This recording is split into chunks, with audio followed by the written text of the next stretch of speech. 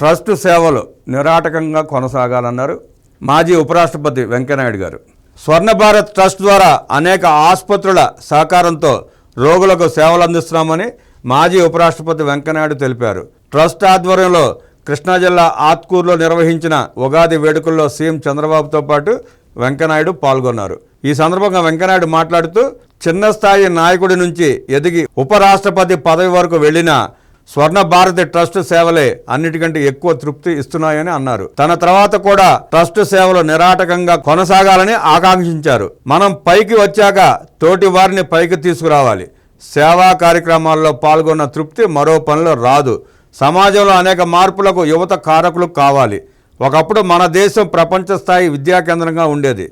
ప్రపంచ నలుమూలల నుంచి నలంద, తక్షశిల, విక్రమశిల వర్సిటీకి వచ్చేవారని వెంకయ్యనాయుడు ఈ సందర్భంగా అన్నారు. సమాజం కోసం తపన పడే వ్యక్తి వెంకయ్యనాయుడు అన్నారు నారా చంద్రబాబు నాయుడు. తెలుగువారి తొలి పండుగ ఉగాది. ఈ ఉగాది నుంచే మన తెలుగువారి పండుగలు ప్రారంభమవుతాయి.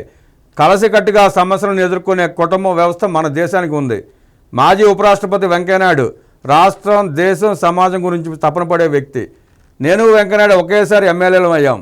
అసెంబ్లీలో వెంకయ్యనాయుడు మైక్ తీసుకుంటే అందరూ గజగజలాడేవారు.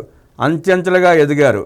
ఇద్దరం ఒకే పార్టీలో లేకపోయినా ప్రజాహితం కోసం కలిసే పనిచేశాం, ఆలోచించాం.